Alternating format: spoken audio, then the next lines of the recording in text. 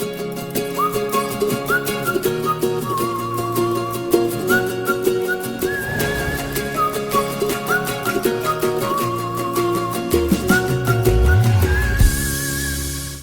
and welcome to Founded Fetched It. I'm Jo Parrott, founder of the Ladies Working Dog Group, and I'm pleased you're joining us. We're all about diving into the fascinating world of gun dogs. Whether you're a beginner or have years of experience, there's something here for you. So get comfy and let's get this conversation started. Good evening, everybody, and welcome to another live call. Whilst I'm getting us started, please put Rob Lane and Claire and John, please introduce yourselves to the group. Okay, well, my name is Robert Elaine. I am the CEO of the Canine Instructor Academy.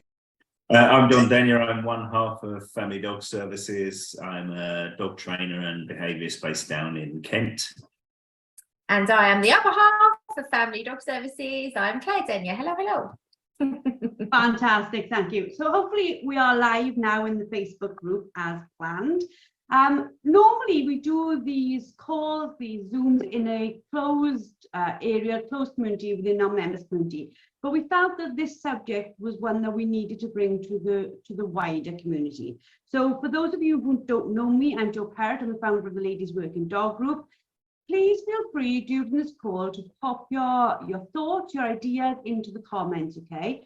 We will go through them. We'll make sure we've got some time for Q&A at the end, but we're going to go through some set questions first. But also, remember the rules of our group. Not everybody's going to agree with everything we say, and that's fine. We're not all meant to think exactly the same. But as are the rules of our group always, the community groups, it's always got to be in a way where we're putting our opinions forward, but not having to go with somebody else. So I don't think we're going to cover anything that dramatic. I really don't. But I want to make sure we put the rules in place straight away as a really friendly, safe, supportive community. I wouldn't want a call to jeopardize how we've come across, especially when there's loads of new people in the group. Hello, everybody who's new into our community. We really are a safe space. So let's start with the background to this conversation. You know, rethinking dog control strategies within the UK. Let's start with you, Rob. Rob, what are your sort of initial thoughts on banning specific dog breeds as a solution to control issues? Okay, well, I was the animal welfare officer for the London Borough of Lewisham when the Dangerous Dogs Act was created. And part of my job then was seizing what were considered to be illegal dogs. And it was awful. I mean, I just can't say how horrible it was. People were dumping them everywhere, anything that they thought might be a pit bull terrier. Lots of what would have probably been very responsible owners were so afraid of the penalties that they were just dumping perfectly lovely, friendly, social dogs. The rescues were overflowing with them, again, often by people who were perfectly responsible, but were just really terrified of breaking the law. So you got things that were like Labrador boxer crosses, where the owner would look at it and go, well, I thought it was that, but somebody's told me it looks like a pit bull terrier. I best get rid of it. We were having to pick up puppies. I mean, I can remember putting to sleep a litter of 5-week-old puppies because the bitch, the mother, looked like a pit bull. And the owner was so terrified. She said, look, I can't risk putting these puppies out there and the people who have them, having them put to sleep. It was just horrendous, you know.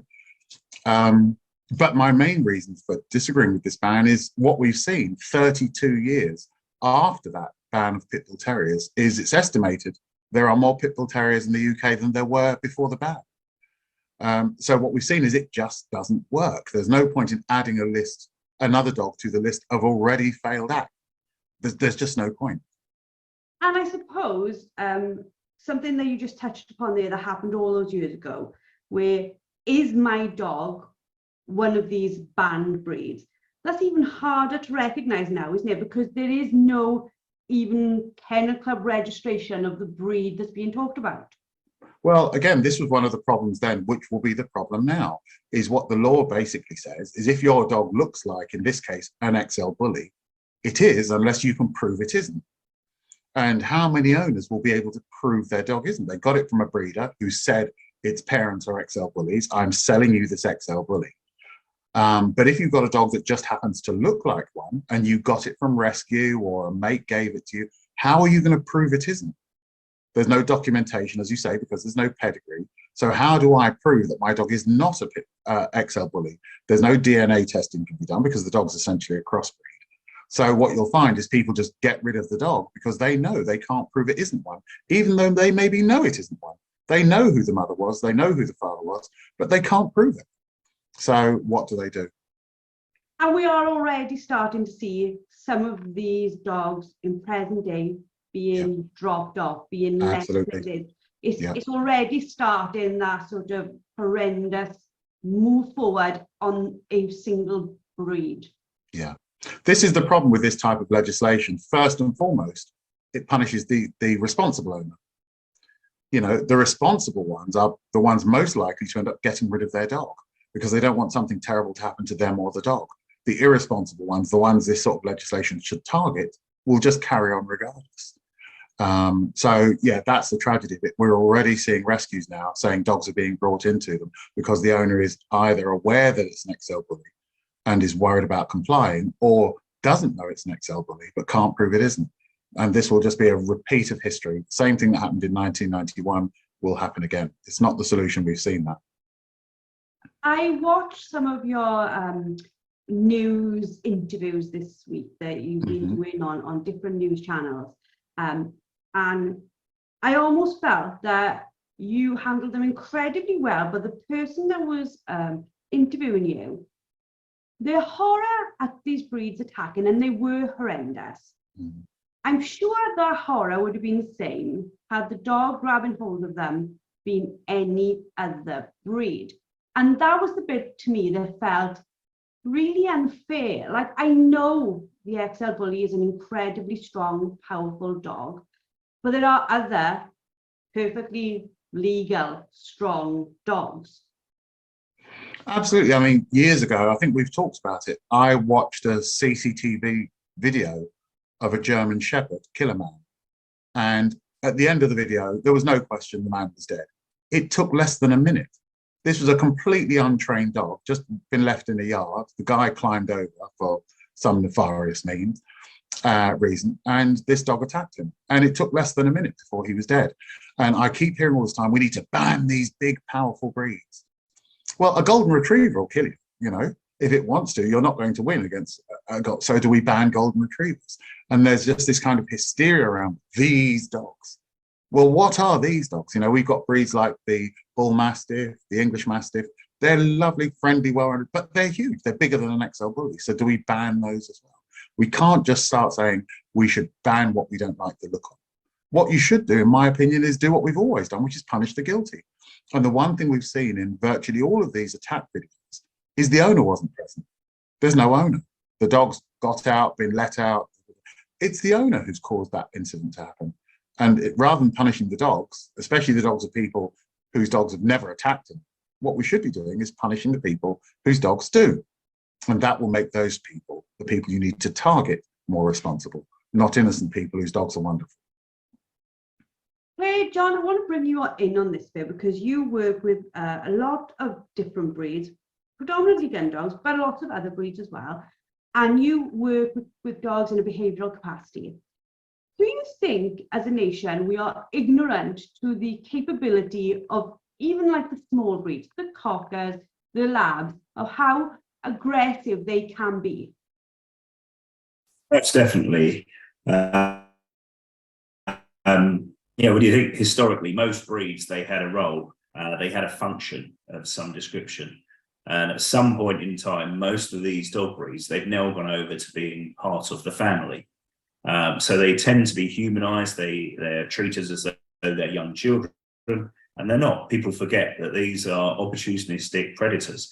Doesn't matter what size or shape they come in, that is what their underlying DNA is. And yes, we've got certain breed characteristics where we've diversified into the different stronger character traits, certainly in some than in others, which may be more or less desirable. But that was kind of part of the purpose when they were being bred for different roles. Maybe nowadays, perhaps, you know, some of those roles, you know, the dogs that were originally bred for dogfighting, we don't have a role for dogfighting dogs now, thankfully. But, you know, certainly some of the other roles still exist for dogs. But even, you know, on that basis, at some point in time, say shooting gets banned, does that mean that we no longer have a role for a Labrador and a Spaniel and a Cocker Spaniel?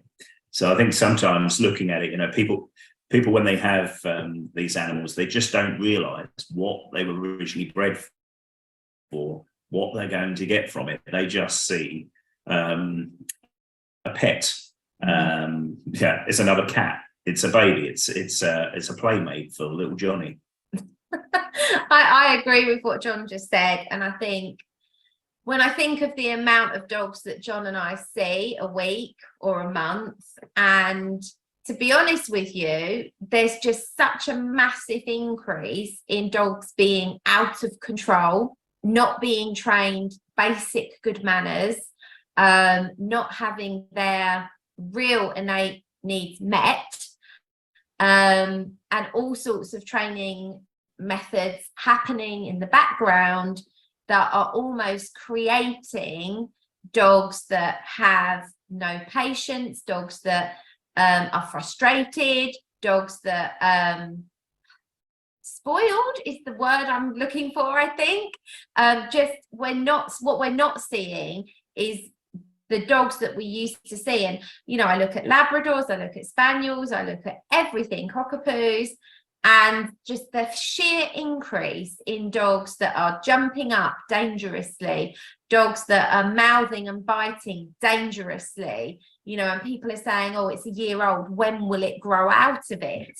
You know, all of this stuff is happening, and you just kind of think common sense has been lost along the way. That's my thoughts on it, Joe. As we sort of like move forward, and one of the reasons we wanted to have this conversation was like, how do we rethink dog control strategies in the UK? We've all seen in our group the conversations around it's okay, he's friendly, as people, you know, Great Danes bound up to us, and or oh, don't worry, he won't hurt them when it's a dog jumping all over another dog. How do you think, Rob, we need to address the overarching here? How do we get dogs as a whole back under control? Well, I think in terms of, you know, breeds like XL bullies, there are two kind of separate groups of people. There are the responsible owners who get one because they love those big, powerful teddy bear dogs that are really full of mass. And those people will think, right, I've got this dog, I need to train it. Now, if we think back, you know, back when I was a boy, back in the old days, people would say things like, if that's going to be a big, powerful dog, you better get it under control. And so people understood right from day one, when they got a big dog, they had to work harder than people potentially who had a little dog. And there was that mentality that said, you better get it under control. In 2023, I think people have the same principle that it's going to be a big, powerful dog, but the structure for training it has changed. So what they do now is they look on social media, and what they get told is, if you've got a dog that's going to grow up to be 70 or 80 kilos, that at 4 or 5 months old is jumping up on your visitors, scatter food. And that way the dog will be distracted by the food by picking up the food. That never teaches the dog it mustn't jump up. And what it actually teaches it is jumping up is a good way to get the owners to dispense food. So the dog's now 18 months old and now jumping up and then getting down expecting its food. So I think our mentality has meant that for the responsible people, they're probably going to fail to train it. Then there's the second group, which is the irresponsible people who aren't going to train the dog anyway.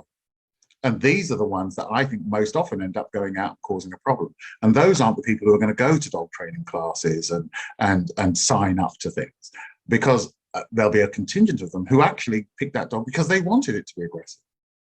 And when they have their, and I've had those people before contact me and they go, oh, he's a really good house dog, he's only 6 months old. One of my friends came around the other day, grabbed him. And I'll have to explain to them that, no, that was somebody you invited in. That's not a good house dog, is it? This person was welcome, and your 6-month-old dog attacked them. What do you think he's going to be like when he's 2? And those are the sort of people that, in my world, you just take the dog off them. You just say, no, honestly, you're not fit to have that dog. That's only going to end one way.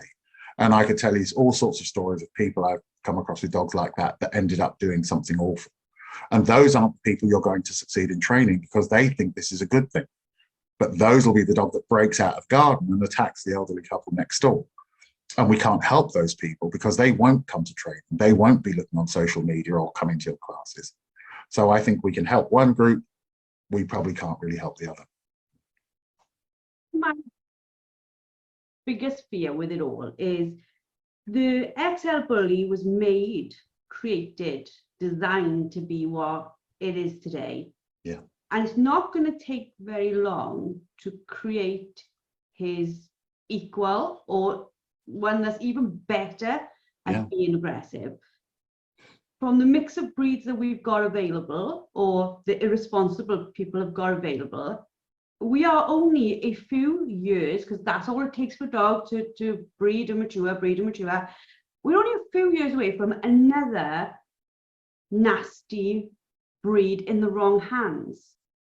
Well, I was sent an article from a journalist about somebody, can you believe, who is now crossing XL Bullies to Malinois. But of course, what will happen is those dogs won't be XL Bullies. And what we're doing is the same as we did with the Pit Bull Terrier. We banned the Pit Bull Terrier, so they started crossing Pit Bull Terriers with breeds that were larger and less well. Because one of the things about Pit Bulls, contrary to what you read in the media, Pit Bulls are normally very good with people. It was other animals they were very bad with. And I used to get idiots after I did Borstal and people saw me on the telly contacting me saying, can you help me make my Pit Bull more aggressive? Because I got him as a guard dog and he loves everyone. Well, once they banned it, they then started breeding Pit Bull Terriers with things like American Bulldogs and all sorts of other things that didn't have such good temperaments. And what they created was a massive Pit Bull Terrier. And so now, in their ignorance, what they say is, well, then we'll ban that dog too. And what they're already doing is crossing XL Bullies with things even worse. So we'll just end up with something worse, as you say, or as you're alluding to. The cycle will just continue, and now we'll get something worse than the XL Bully. And going back to what John said, we forget that these are animals designed to kill stuff. And if we keep crossing things better at it, with things better at it, we're going to get dogs who are better at it. It's just madness. You're absolutely right. And it's just going to add to the issues that we've got. John, Claire, what do you think are like the root causes of, like, you know, because we've seen and talked to some of the charities about how many Cocker Spaniels they get aged 1+ who are aggressive and reactive and all the rest of it. And what do you think it is that's causing a range of dogs to fail in their capability to control their aggression? You go first. So there has been a massive increase, like we do see it all the time, the rescue saying, you know, the Cocker Spaniel UK one that's just huge at the moment, isn't it? Spaniel Aid and things like that, the sheer volume. I think there's so many different things that contribute, but for me, the main contributors over the last couple of years in that scenario are during COVID, during lockdowns, people were getting dogs that maybe didn't really research what the dog was they were getting. It just seemed like a good idea at the time because they were at home and they had the time, and it was to do with going on these walks that you were allowed to go on, so having a companion to walk with. Alongside that, I think a lot of people started cashing in on breeding, and breeding maybe perhaps dogs that were not fit for breeding, maybe temperament wise, and those puppies going out to homes where they haven't had dogs before, and so you've got probably puppies that have been bred by dogs that maybe shouldn't have been bred by people that perhaps shouldn't have been breeding, going to homes that perhaps some of them people shouldn't have had dogs. And at no point is anybody thinking, well, how do we ensure that the start of life for these puppies is right? Because for a lot of them it wasn't. And how do we ensure temperament, sound temperament, stability in those dogs? You haven't got it. And then the owner's not understanding how to create a dog that can live in our world responsibly with us. John? Yeah, I think as Claire said, one of the things can quite simply can be just poor choices of breeding. We know numerous different breeders. We quite often see 3 or 4 of the offspring of each litter, and we will feed back to them what we see in those dogs. Now, there's always going to be an element of nature and nurture that's in there. Certainly, we can, the nature side of things, we can breed in less desirable traits in there. But and there's going to be that nurture element where people's perhaps inexperience or their attitude to bringing their dog up will create or exacerbate some of these problems. But certainly we can see from these breeders when we feed back what we're seeing of their dogs. They may produce fantastic working dogs for an experienced handler or someone that wants a dog for competition, but maybe not so much for somebody that just wants to have a pet in the house where they take them for short walks. They're going to take them down to the pub with them, and the dog's going to need more than that. And the feedback comes back to us, so we know what the pairings are. And these responsible breeders will actually say to us, well, I won't sell one of these puppies from the same dam and the sire to, if you like, a pet home. I'll sell it to experienced people that are used to working those dogs, and vice versa. If they have a pairing which produces a very nice, calm dog there, and repeatedly so, they'll then repeat those matings. So I think there can be quite a lot that can be put back to the responsibility of breeders if they know what they're doing, rather than, as Claire said, making a quick buck. I've got a bitch or I've got a dog, therefore I can breed it. Don't need any help in breeding it. Just let the dogs out and let them loose, and they'll breed themselves. It's not going to get you a decent dog. When I took Rose to have her eye tests done at the eye test clinic, both times when I've done it, all 3 times, I've seen dogs waiting to have eye tests that I've looked at and thought, why is anyone considering breeding from that? I was watching dogs that were aggressive toward other dogs going past the car, and I'm talking about spaniels, labradors, things like that. The muzzles having to be put on because the dog was freaking out about being handled, all these sorts of things. And I'm just standing there thinking, wow, like, okay, these people, why are these dogs here to have their eyes test to be bred from when they are not of sound temperament themselves? So I think there's just so many things like that in the background as well. That was quite eye-opening for me. Eye test clinic, eye-opening. That was quite eye-opening for me to see that and to think, I had no idea so many people would be here with dogs that are not suitable for breeding, but they're here to have this done because they want to breed. Yeah, and I think that it's a really important point that I think sometimes we overlook with things like XL bullies, because in the same way you've just been talking about how, if you got a working Cocker Spaniel, chances are it's going to behave like a working Cocker Spaniel, because although there may be a few people who are trying to kind of create pet working Cocker Spaniels, the majority of them have that really strong working Cocker Spaniel drive, because that's what people are breeding into them. And I think the same is probably true with breeds like XL bullies. The majority of people breeding them will be people who are breeding for drive and high arousal. And so they're creating those dogs. And then some of those dogs will go into pet homes with people who, like with the Malleys or the working Cockers or the working gun dogs, the person doesn't know how to deal with that arousal. And that dog is just this battery with all of this energy stored up and no outlet for it. And then one day it gets out. And that's what you then end up having to deal with.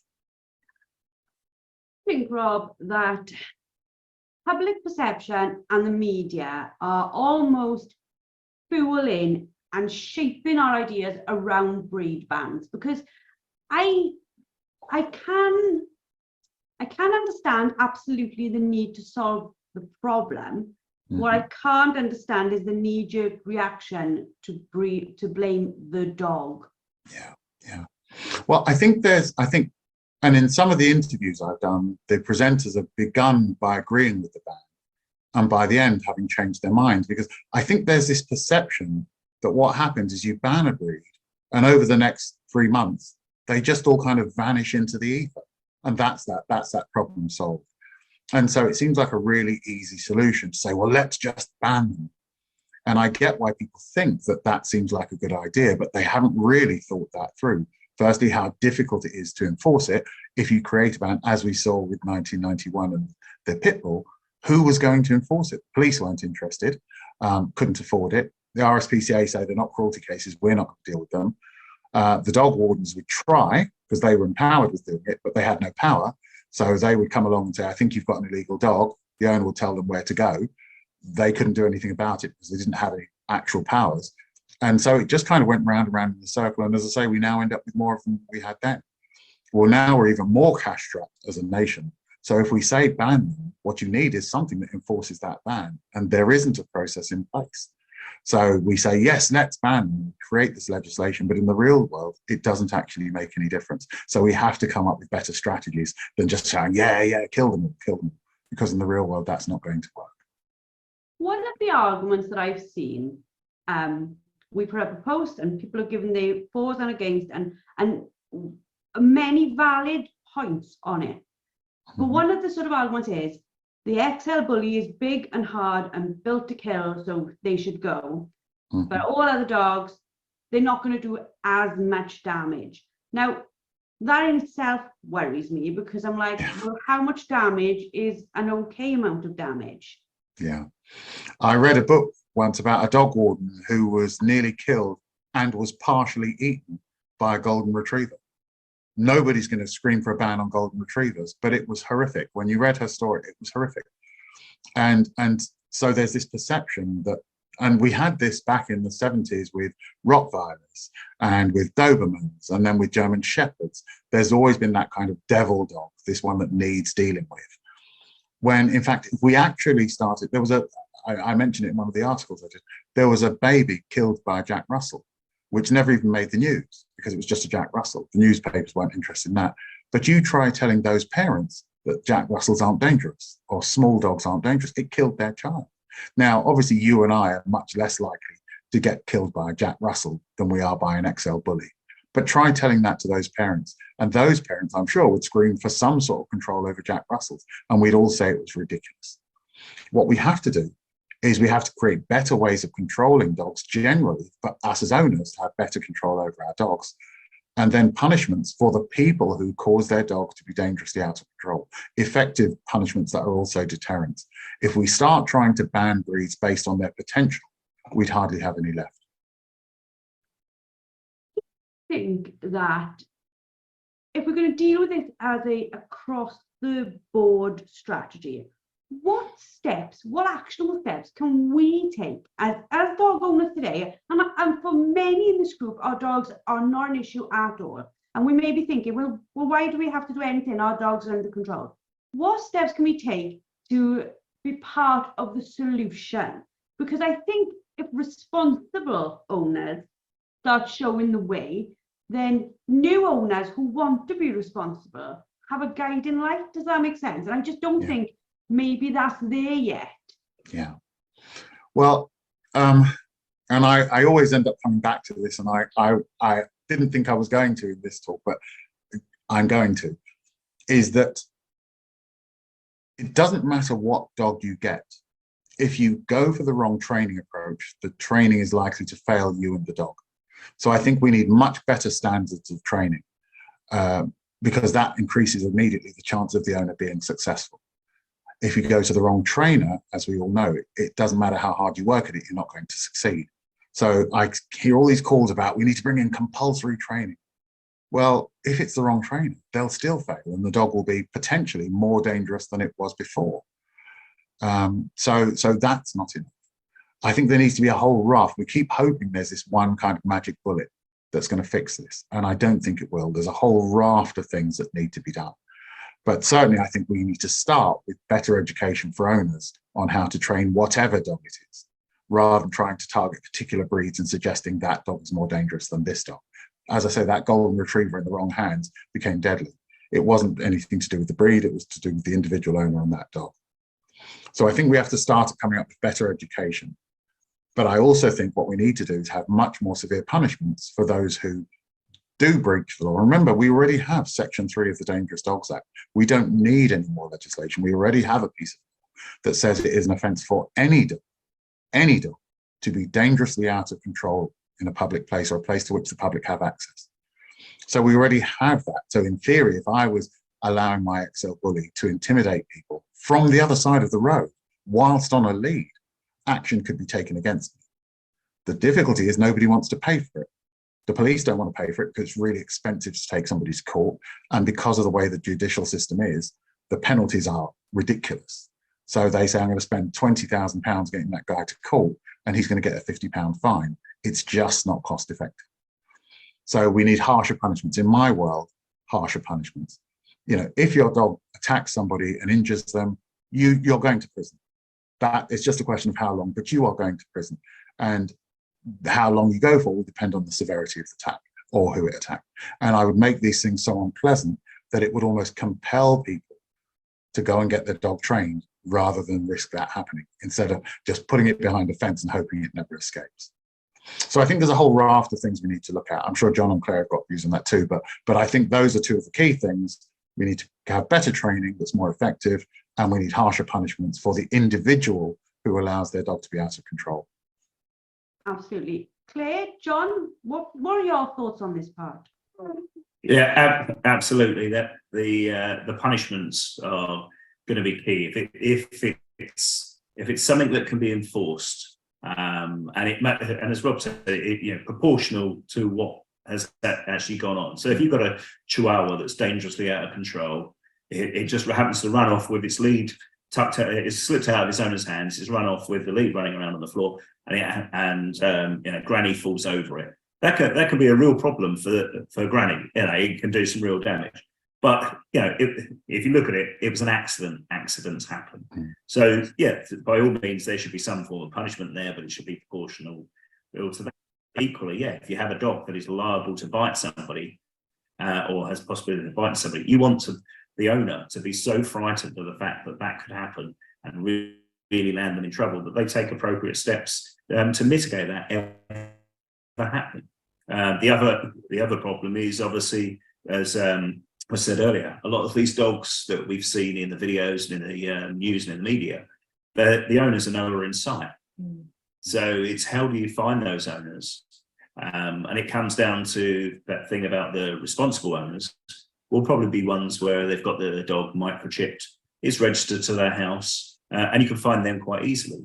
But a lot of the people that have certainly some of these breeds of dogs tend to be the type that aren't going to be responsible. They're not going to worry about having it registered, keeping that registration up to date. So how do you find the person to actually take to court or to punish for it?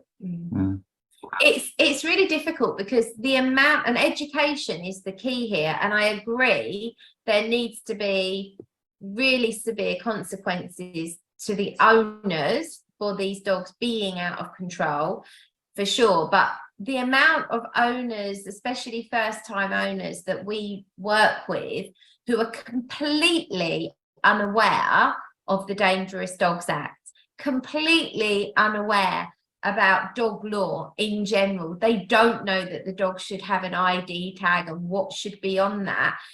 Literally, I feel like there's a massive gap in what information dog owners know, understand, and realise they need to abide to.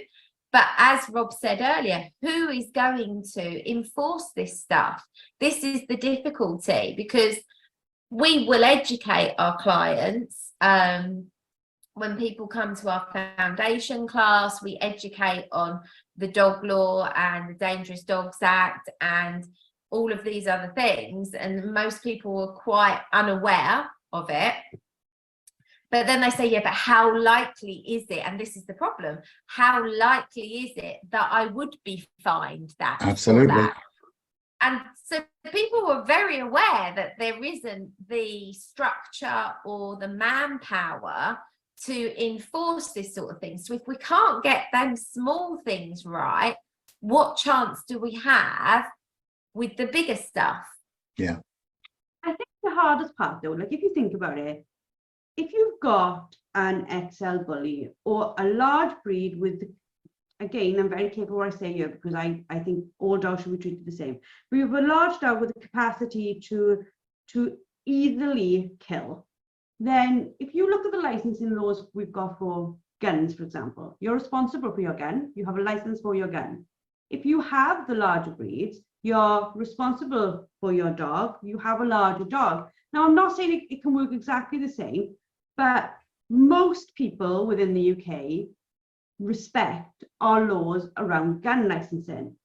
I don't think anyone at all, if anybody other than the people who are upholding it, respect the dog laws. So I think I agree with you to a point, and what I think is the responsible people are responsible about our gun laws. But we see people getting shot all the time by people who I'm pretty sure don't have a gun license. And I think one of the suggestions I've heard bandied around a lot is about getting dog licenses. Again, what will happen is it'll be hugely expensive to administer. That's why they got rid of the last one. But again, it will be people like us who go out and buy one. You know, back when I was an animal welfare officer, the people I dealt with who had illegal pit bull terriers who weren't registered also, you know, didn't have a driver's license and drove illegally. They didn't have a TV license. They didn't comply with any aspect of the law. They were often engaged in all sorts of criminal activity. They weren't worried by these things because, as Claire said, they had such a low fear of getting caught that they thought, well, you know, all the people who may be watching this who don't have a TV license, probably a large percentage of them don't have one because they think the chances of getting caught, that TV detector van actually stopping outside your house, is so small that they're not intimidated by it. And what will happen is all the responsible people would go out and get a license, and all of the irresponsible ones won't. They won't, as John said, they won't microchip the dog because they don't want to be traceable. If they've got a dangerous, large, aggressive dog, the last thing they want is that people can easily find them. So they won't want to microchip it or put a tag on its collar and so on. So I think it will again be a tax on the responsible. Okay, John? I agree with everything that's been said. I think the thing is, who's going to enforce these things is for me the biggest concern. And it's the same with the discussions that are going round and round and round about the dog training industry in general. It's the same thing, isn't it? If we put into place dog training industry legislations, who legislates that? Who enforces that? Who controls that? It's the same with all of this. And I think the reason that we personally haven't spoken out on our sort of business social media about this yet is because there's just so much to kind of think through. And that's what we're almost doing now, having this conversation, is we're thinking this through out loud. We're like, there's this to consider, there's that to consider. But I mean, for me, banning the breed is just not a useful step, in my opinion. It's not a useful step. There'll be another breed. But also I'm looking at the bigger picture of where does this stop? You know, I look down the future and I think, okay, so is the end result going to be, because they can't just keep banning breed after breed after breed after breed, does the end result be that all dogs will have to be on lead and muzzled? You know, I'm terrified that the future of our dogs, if change doesn't happen in educating dog owners and in changing dog behaviour. That's my biggest fear, huge fear. Mm. In this case though, and I'm playing devil's advocate here, and if you're listening in the Found It Fetched fan community, I'd really like your thoughts on here, put it in the comments. Is it a case that as responsible owners in public places, we use leads and muzzles? You know, we've talked about this off call, Claire, and you know, I sort of said, actually, if my dog was wearing a muzzle, would people think that my super lovely, friendly, daft spaniel is actually aggressive? Would they then leave me and my daft spaniel alone? Is this a good, like, plan, make my spaniel look evil, so the rest of the world keep their dogs away from mine. Because the thing we see in our community is this constant barrage of other people's dogs who are not in any control whatsoever, taking it out on our dogs, jumping over our dogs, grabbing our dogs, being in our dogs' faces. So is there a case that we say, okay, well, we do muzzle and put on leads, or do we find this sort of middle ground? Like, you know, what are the rules as it stands of should all our dogs be on leads in public places? And does it go back to what Rob was saying about the fact that the irresponsible people don't care anyway?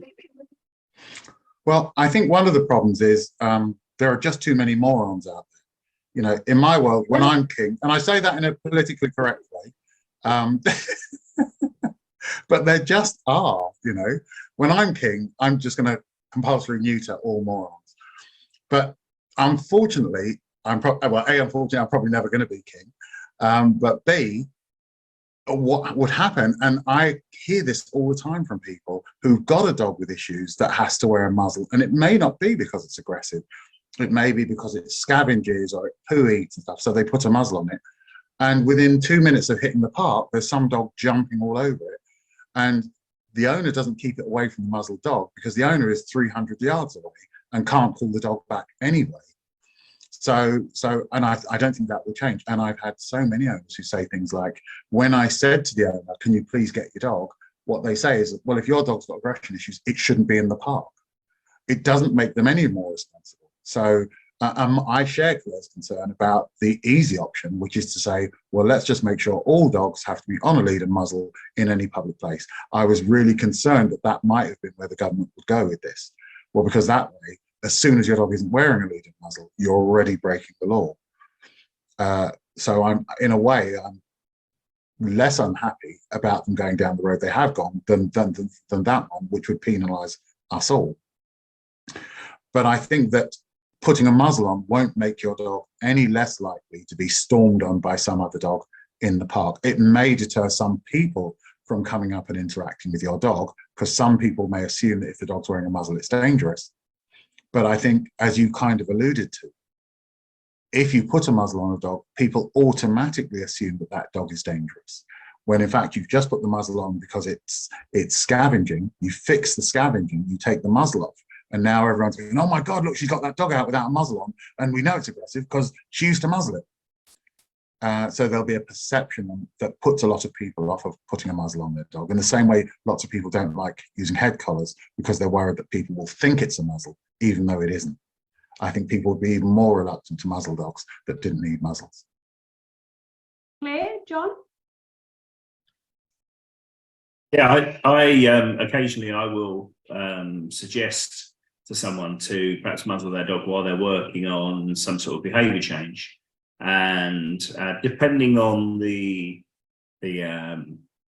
issue they've got there, if it means that they could benefit from having space from other dogs. I say, you know, the worst case is that people do think that your dog is aggressive and keep him away. But as Rob says, most of the time, the people where you'd want to keep those dogs away, they're not responsible enough to do that anyway. They're just not there keeping an eye on it. So don't think that helps all that much. And I think there's a real reluctance because, you know, we know that as behavioural trainers, we can fix things like scavenging and behaviours like that. And in the metrum, that's not the word, you know what I mean? In the middle, Interim? I'm going to use a completely different word. During the process of fixing that, let's just say you're working with a dog who's already been admitted to the vet 2 or 3 times for surgery, for eating things that it shouldn't eat, and you're teaching that dog not to pick things up that it shouldn't.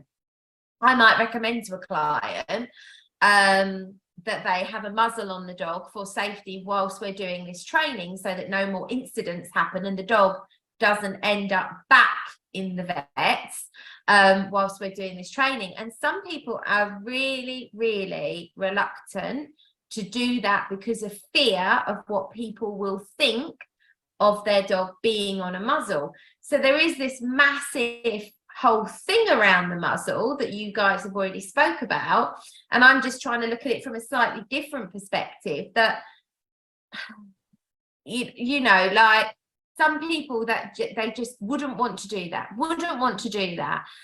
because they think it looks bad, you know, and this is where human emotion does, unfortunately for the dog, very often get in the way of training and get in the way of behavior change, because the human is considering what people perceive, what people might think, what other people might be thinking about what they're doing, instead of putting the dog's needs first, which ultimately is what needs to happen. The dog's needs should be coming first. In our members community, I think it was yesterday, Claire, tell me if I'm wrong, a lovely lady put up a bit of a rant where she'd been whistle training her dog and had some lovely gentleman, shall we say, come up to her and basically have a go at her that whistle training her dog was unacceptable in a public place because his dog was frightened of whistles. Now, I literally felt for her because I thought, this is the level of the situation we've got, and people listening to this call are probably feeling like we're all feeling now, you know, what, with like 45 minutes into it, incredibly frustrated, because the answer isn't going to be easy, is it? We are constantly dealing with people who are ignorant, and not in a nasty way, just ignorant of what a dog needs, what a dog is, how we need to treat the dog, and how to do the best for the dog they have in front of them. Yeah. Yeah, I don't think this is going to change anytime soon. People always hope for a miracle cure. We all have those people every day contacting us, wanting us to kind of wave that wand and just make it better. And I think the government is now doing this with this legislation. We all want that quick and easy fix that's permanent and and it just doesn't exist. So the woman you're describing does what seems a perfectly reasonable, sensible thing and whistle trains her dog. But then some guy says, well, my dog doesn't like whistle because my dog, out of all of the thousands of dogs that use this park, doesn't like it. You shouldn't do it. And you're never going to resolve those sort of issues. I reasonably politely will tell that person I'm not interested in what they have to say and they should leave, because I can't afford to worry about that. I personally wouldn't want to muzzle my dog because I don't want to put any restriction on my dog that he doesn't need to have. I don't care what other people think. If my dog needed to wear a muzzle, I would put one on. I couldn't care less what anybody else thinks. It's me and my dog in that moment. But I would resent having to keep my dog on a lead and wearing a muzzle because he doesn't need one. So I would be being punished again. The responsible would be being punished because of the irresponsible. And I don't think that's, I probably wouldn't comply with it. Curiosity, and I don't know the answer to this, and I don't know if you guys know the answer to this. If anybody's listening that wants to put in the comments, are there any issues like positive control strategies in other countries that we could be looking at? Because is this a global problem? Where are they getting it right? Where are we getting it wrong? Because we've heard in our group, I think it was at the beginning of this week, that a group in Australia are asking the government for a ban on slip collars because they are not good for the dog, they are dangerous for the dog.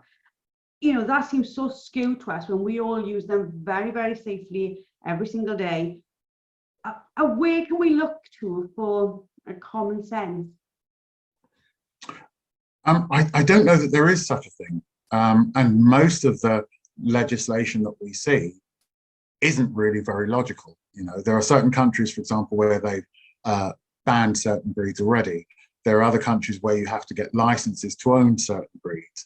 There are others where you have to take the equivalent of kind of a driving test to own particular types of breeds. And all of those things have endemic problems with them. They'll work very well in some situations and be disasters in others. If you're one of those people who's very responsible, but really not very good at taking tests, you panic, straight away, you have less chance of succeeding in having the breed of your choice just because you don't cope very well with pressure.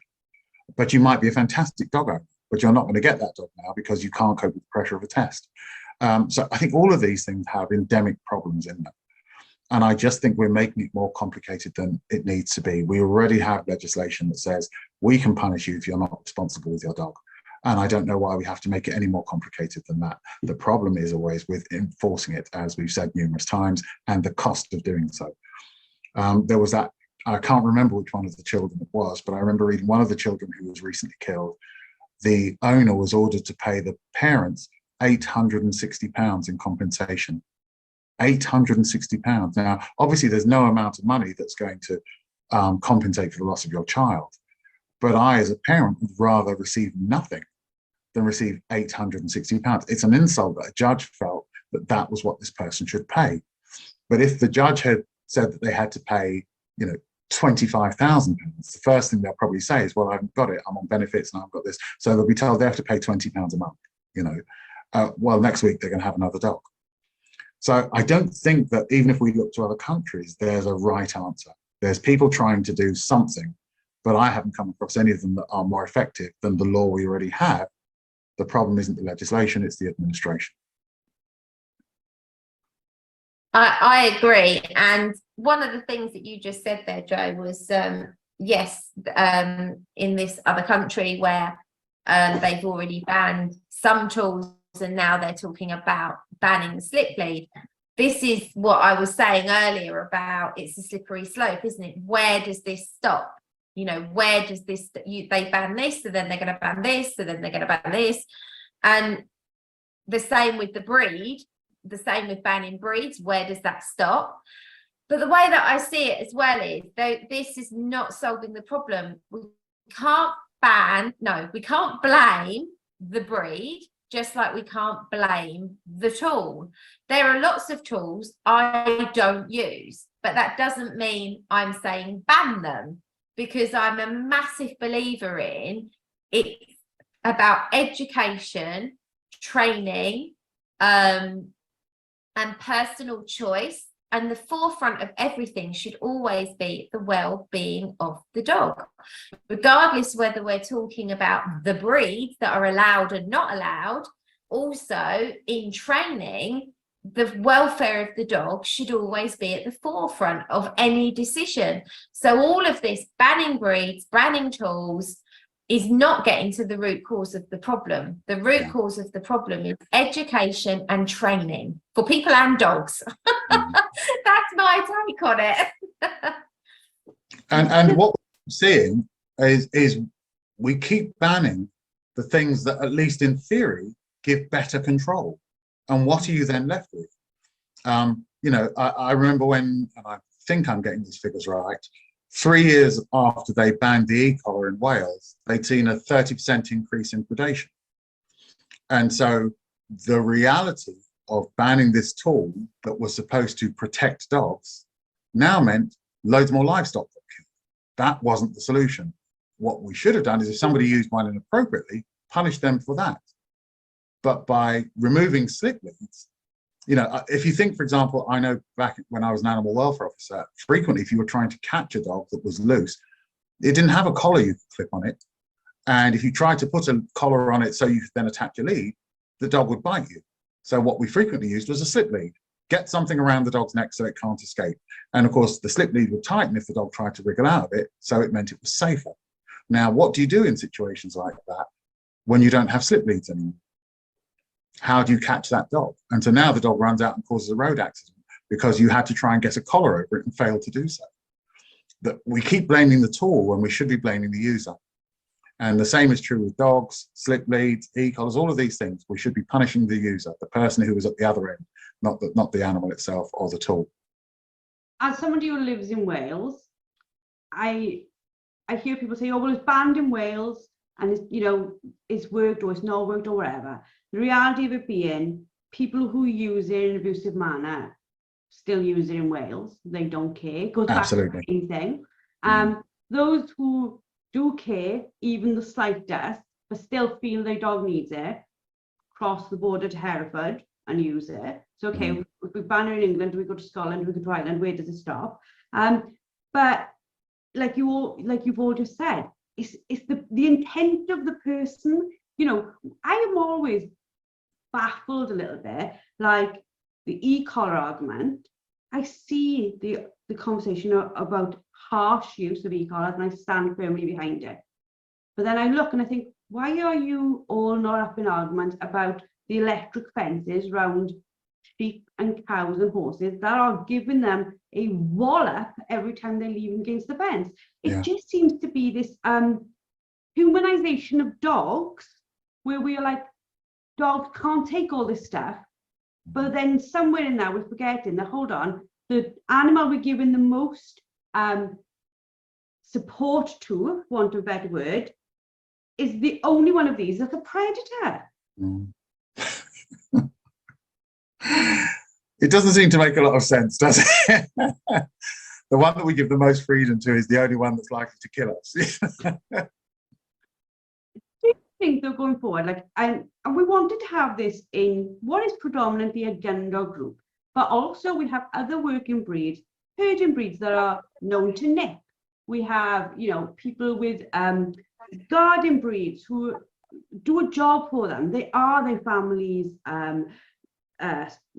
like safety. They really are. They do play their role.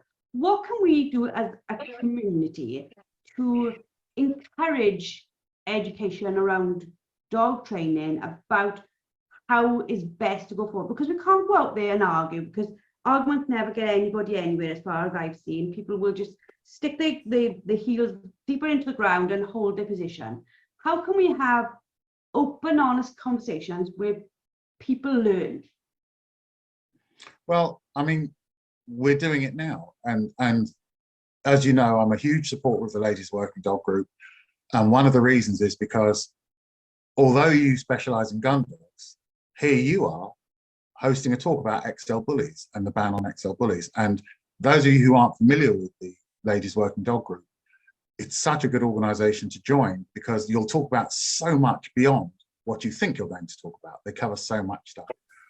And I think that here is a good illustration of the best way to try and get people to see things differently, is people sitting around and talking, and not just regurgitating the same drivel that they saw or said on the news, or just necessarily believing that, but actually asking or speaking or listening to people who have varied views on that, so you can make an informed decision. And I think that's what we're doing now, is we're talking about lots of different stuff, and hopefully the people listening can then from that make their own informed choice about whether or not, you know, as I said, when I did those interviews, some of the presenters said their view had changed, and it's because all they'd been fed was what they read in the paper.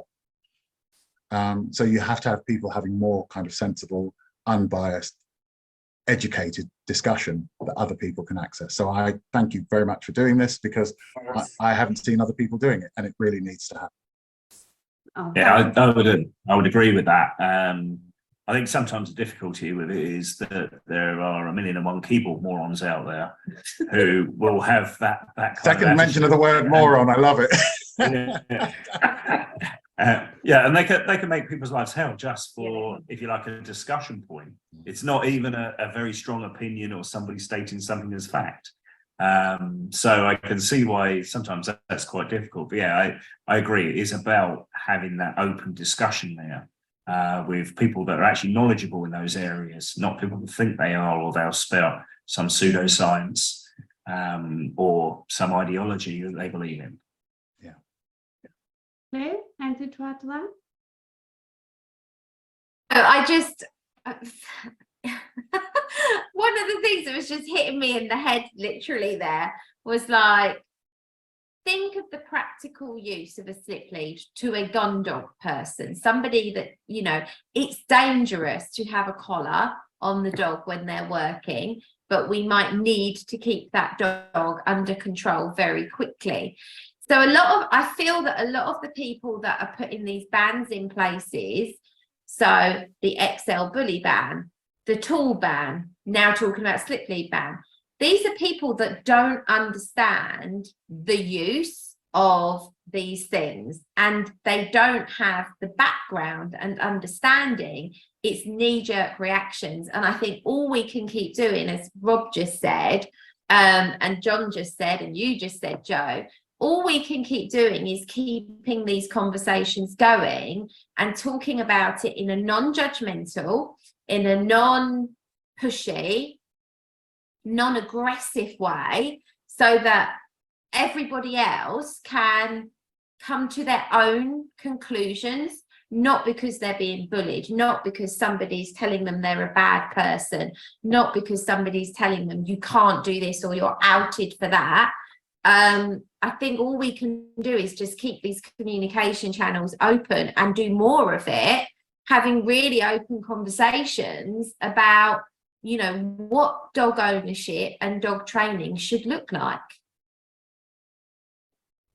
Morgan, if you're listening in, or if you listen to this later, like a replay, please put your thoughts into the comments, or if you've got any questions or things that you'd like us to cover in the future, please put them there for us to cover, okay? Because we are an open community of what I hope is honesty and safety around the conversation.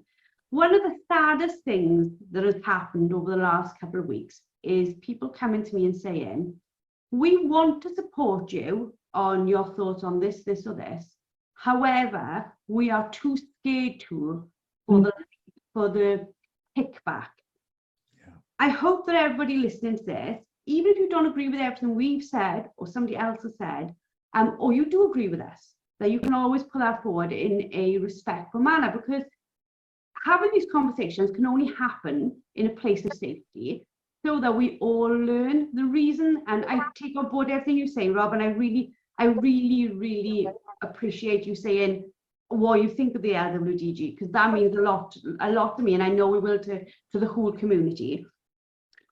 We keep on having these conversations about things that people might not say are necessarily about gun dogs, because directly or indirectly at some point they do affect our gun dogs. What you may not see as being something to do with you ladies will at some point come knocking on your door. So we try to have the conversations now and inform now, so that people can go away and make up their own decisions based on a wealth and breadth of information, and not just the hysteria that is maybe fed to us in the press. Is there anything, Rob, Claire, John, that I haven't covered on this topic that you'd like to add before we sort of close this up for the evening? Well, just touching on what you just said, Jo, and it's so prudent and pertinent, is that one of the considerations the government was looking at based on these dog attacks, which was primarily about XL bullies, one of the things they considered, as Claire mentioned, was, do we just create an on-lead, on-muzzle law for all dogs in public places? Now, that's going to affect your members, my members, everybody's members, all of us who own a dog, possibly forever. So suddenly this thing that seems over there, well, I haven't got an XL bully, it's got nothing to do with me, suddenly becomes all about you, because you'll be restricted in the same way that they will. So that's why it's important to have these discussions and be as kind of unblinkered as possible. A very good friend of mine, she was until fairly recently a positive force-free trainer, positive only force-free trainer. And I just had some chats with her that suggested maybe she thought beyond that. And it kind of sowed a seed for her. And then she went onto one of the forums that she was a member of, and she started talking about slip leads. And she said, because the group's idea is that they should be banned. So she went on there, playing devil's advocate. I know of things like animal wardens and so on, who sometimes have to use a slip lead to catch a fearful or loose or panicked dog, that you couldn't get a collar on that dog, or that you needed to get hold of very, very quickly. If we banned them, what would happen in that situation? And the group came back and said, well, in those situations, I suppose it would be understandable. And yes, okay, in that situation, you would probably need one. And she said, well, how are you going to do that if they're banned? How will they catch those dogs? And you know what they did? They kicked her off the group. They kicked her off the group. She's a troublemaker, and they kicked her off the group. So they just hadn't thought about the repercussions of the road that they were going down. And I think what talks like this do is it gives people the opportunity to hear lots of different perspectives and really consider them. So, I mean, I know that you don't usually have me on these things because, you know, I don't know if it's a color issue or whatever, but, you know, you don't normally have me on them. Sorry, I was going to get it in somewhere, wasn't it? But what we need to do is just keep talking. us, everybody else, just keep talking, talk stuff through. Don't just go by what you read in the paper or you heard on the news or what the leaders of your forum say. Really think it through. That would be my advice. Fabulous. Thank you, Rob. Claire, John, would you like to add anything to that? John, anything to add? No, not really. And I think as we've sort of discussed, it's not going to be an easy fix. There's not a simple way of doing this. Yeah, you could treat it, as you were saying, Joe, like licensing with a gun, or even say licensing with a car. You can prove that a car belongs to somebody. You can force them to have insurance in case there's any issue. So you can try and put that responsibility in there, and you can have harsh penalties for those not being there. But you still get people that will drive around that don't have driving licenses, don't have insurance. Maybe it cuts it down to a acceptable percentage by doing all of that, but actually doing it doesn't remove the problem completely. Maybe it helps, who knows? But it's a massive undertaking to be able to get something like that in place. My thought process for anybody listening, whether live or later listening back, would be just consider what everything could lead to. And don't be bullied into thinking a certain way, and don't be afraid to ask questions. If we keep the lines of communication open and we keep talking about this stuff, I think that is the only way we will make things better. Yeah, at some point, someone smart enough is going to spot something that everybody else is missing, and perhaps come up with an idea that will work. I'm smart enough. I think 2 John, out of 3 ain't bad. I think John is hoping Rob will become king, but we don't think that's coming anytime. I think so too. I'm all in favour of that. Make me king. Make me king.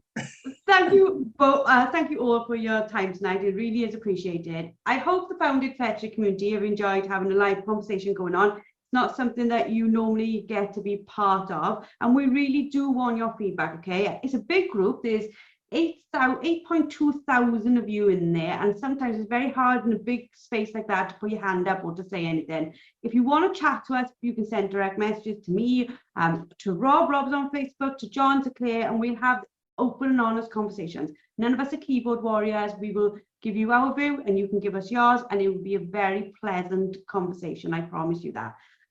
For anybody who wants to look into this further, again, please contact us. Please look on the website. Please look at some of our old Founded Fetched It podcast episodes, because we've covered some of these topics in different ways, like where's the middle ground in training, or the age race with dogs, or looking at reactivity. There's our first ever podcast was with Rob. There's loads and loads and loads of stuff and loads of information for you to share. Thank you for those who have posted and given us your thoughts. We really do appreciate them, and we'll go back into the group and answer those this evening. Before we finish, most of you know I've done Rob's course. Claire's done Rob's course, or do you just train on Rob's course? Well, John and I did Rob's original course before the new amazing 5-day residential course. Now we lecture and help out on the new version of the courses. But yes, we did ourselves attend Rob's original When we were much instructors course. When we were much smaller, much slimmer. And I had hair. For those of you who want to look more, Rob runs the K9 Instructor Academy.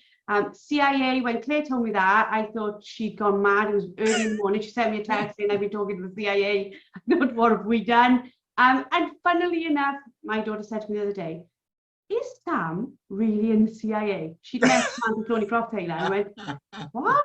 She'd, Sam, you were talking to her about the CIA. And I was like, K9 Instructor Academy, totally unimpressed at that point. Up until that point, she thought that Sam was a spy. But Rob has courses 2 a year the run, isn't that right, Rob? Yes, yes. And part of that course, I did that course with you, part of that is looking at dog law, is looking at, I would say, responsible ownership across the board. So for anybody looking for like, what course could I do? When is your next one coming in? So we've got 2 courses that there are still a few places left for in October, the 9th to from the 9th to the 21st. We've got 2 one-week courses running over that period. So the first one from the 9th is the behavioral understanding behavior course. And as you say, it covers, I don't know any other course quite like it. I tried to design a course that was unique, and the things that we cover aren't covered on other courses. I even do a live behavior consultation on the last day where people can come and actually observe how I run one of my consultations. I give people all of the paperwork that I use with my own clients. So I want you that when you go out and start, you have a template based on everything that I do of how to do it yourself. As you say, we have a guy named Mark Callis who does a talk on the law.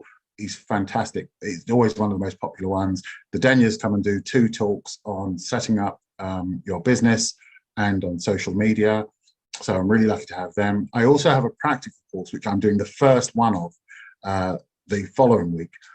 And that's all about teaching basic training exercises. I don't believe you can be a good behaviorist without knowing how to train dogs, and you can't be a good dog trainer without understanding behavior. So now I've created a second course that's based purely on teaching those exercises: loose lead walking, recall, stays, not jumping up, handling, how to play appropriately.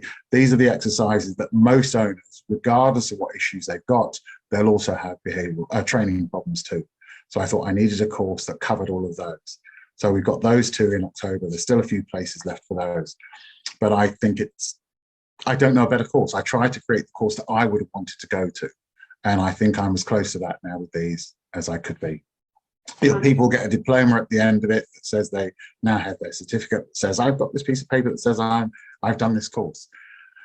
It's residential, it's 5 days. Yeah, I think it's fantastic. Fantastic. Well, thank you for that. For anybody looking to get the information on that, they can find Rob on Facebook. You can also go to www.K9Instructor Academy. Is that right? It's www.K9-Instructor-Academy.co.uk. Fantastic. Okay, so we're going to wrap this up at this point. Thank you all for listening. If you are a member, this will be put into your coaching call session as the video.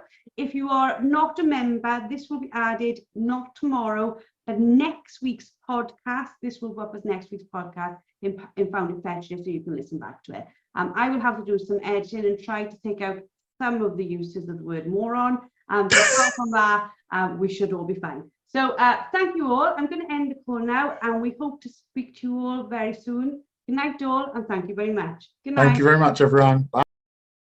That's a wrap on today's episode of Found It Fetched It.